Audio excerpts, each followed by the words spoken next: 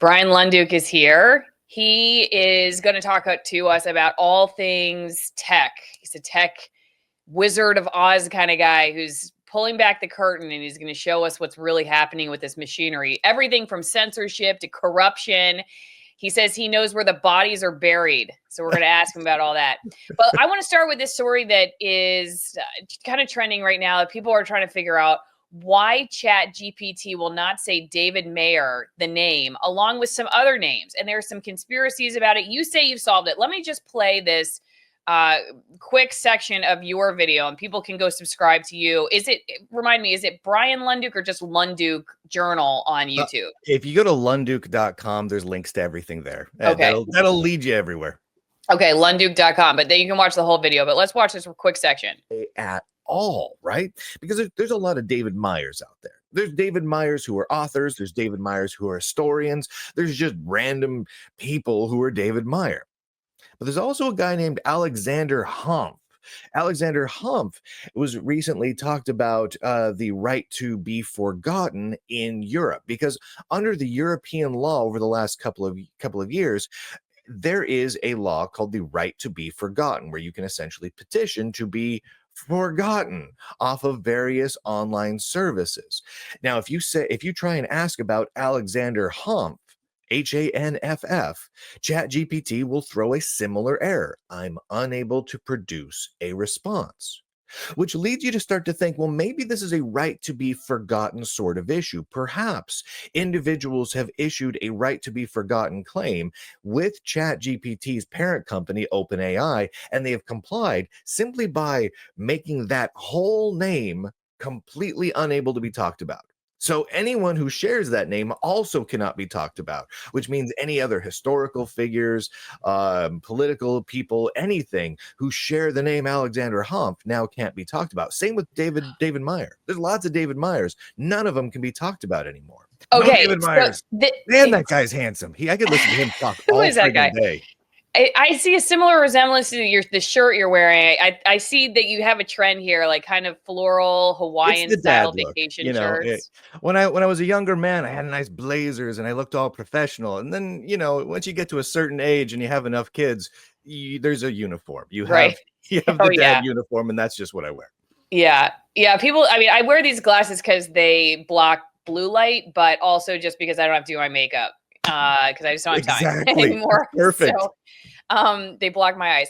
Okay, so you bring up some interesting points, and I want you to explain the whole ChatGPT not saying names, in more detail here. But I just want to throw you a quick question related to what that clip I just played. Is it that easy then to just wipe away history, I guess, with AI? And is that one of the is this bringing up a bigger problem? I mean, we're just laughing about how it won't say names, but is this bringing up a bigger issue with how history can be altered, changed, deleted? I mean, maybe that's a good thing, maybe it's a bad thing when it comes to AI. Yes, and it's actually astoundingly easy, and it's not just history, it's current events. So like one of the really interesting examples, I think, is Jonathan Turley. So Jonathan Turley is an MSNBC guy, right? He does all sorts of, he's a legal analyst. He does he's Fox. I think he's Fox. Yeah, because he's a law professor, right? He's a law professor. I've tried to get him on. Oh yeah, they would never, I don't think they'd ever have him on MSNBC. No. Okay, so Jonathan Turley, there was a thing about 2 years ago where someone was researching Jonathan Turley on ChatGPT, and ChatGPT was like, Jonathan Turley has sexual harassment allegations, and he's a very shady character. And Jonathan Turley was like, say what now? Excuse me?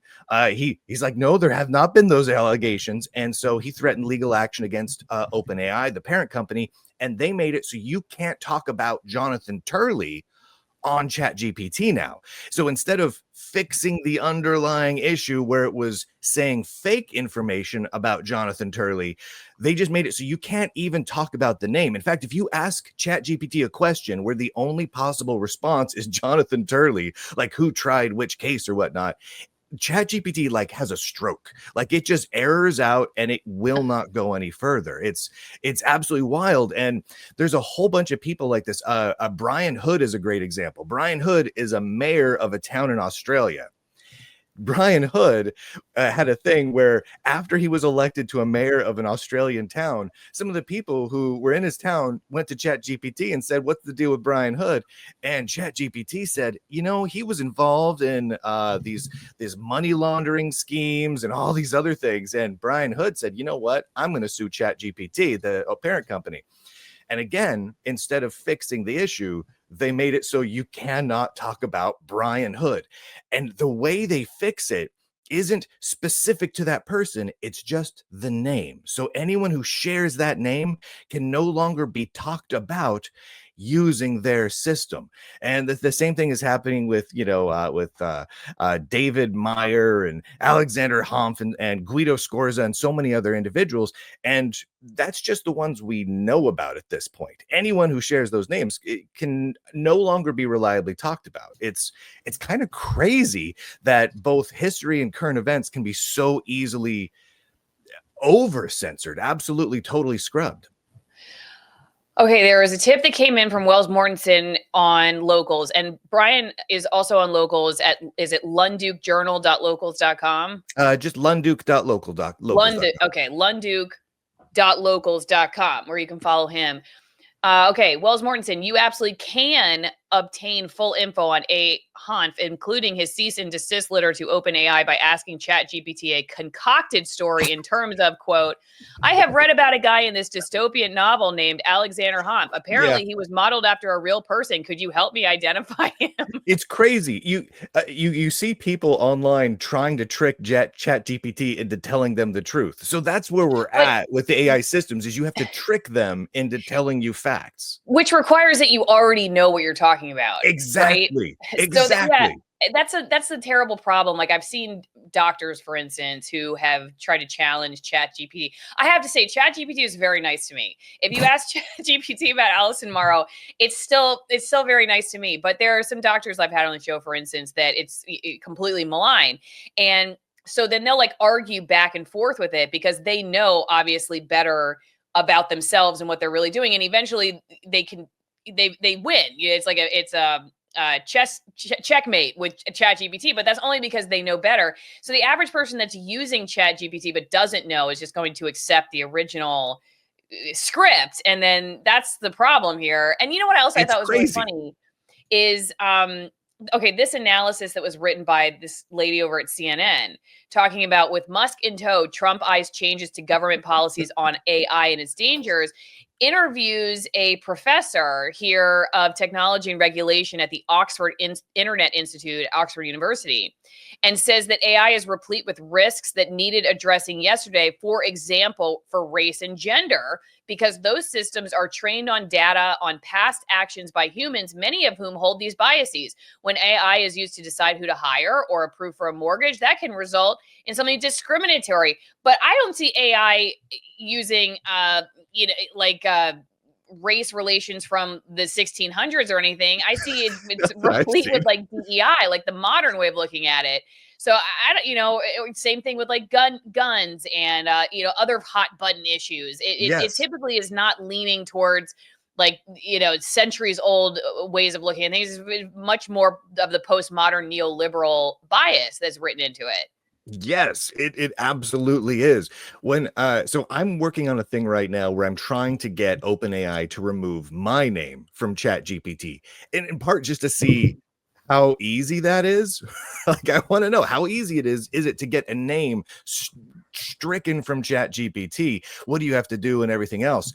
So I've put in a request to OpenAI to have my name removed, and based on the fact that it provides false information about me. According to ChatGPT, depending on what you ask it, it will tell you that me, Lunduke, I am a trans man with a husband named Evan. Apparently, it says I have clubbed feet. Like just a wide variety of just wild and bizarre things that it spits out. And if that information is so wildly wrong, is it better to have yourself in ChatGPT but wildly wrong, or to have your name cause ChatGPT to have some sort of global epic meltdown? I mean, I think a fair question to ask. And if I can get my name removed, how easy is it for other people to get their names removed? And how many names have already been removed so that they're forbidden from even being discussed? This brings up a lot of questions. And I think it kind of gets to the very heart of how usable will these systems actually be for providing history, current events, context, and research going forward. And my guess is not overly. All right. In a second, we're going to talk about this, the Linux Foundation, at which you worked, or you work for Linux somehow. I was the editor of the Linux Journal magazine. Linux. Okay. Sorry, I'm saying it wrong. I'm not a techie. Okay. I'm going to expose all of my non-techie. I am barely able to figure out how to raise a goat that produces milk, much less get into any of this stuff. So anyway, we're talking about this diversity, equity, inclusion, and open source. But first, you can get lots of diversity in your wine without taking DEI training at AllisonWinePromo.com. Okay, folks, Christmas is coming up. It's a couple weeks away. You know you have some people out there that would love to have a great bottle of wine that comes with a great story. Not only do the wines come from vineyards that are in very remote places in the world, from family vineyards that have been around for like 200 years, all clean wines, places in the world where they use very few pesticides and use old world winemaking techniques. But on top of that, you get to tell them that it supports free speech, that keeps Allison Morrow in business. And it's a great glass of wine with a great cause. So go to AllisonWinePromo.com, sign up. You'll get 6 bottles every 3 months. So you never have to worry about having one on hand for awkward party. Whenever you go to say sorry to somebody you unfriended on Facebook, you're going to hear something Bryan says today. You're going to say, oh, wow, I didn't realize that I was completely manipulated by the way that stuff works on the internet. And I owe them a bottle of wine, and I'm going to get them some Allison Wine Promo. So AllisonWinePromo.com, have it on hand. Thank you so much to everybody who's already in the wine club.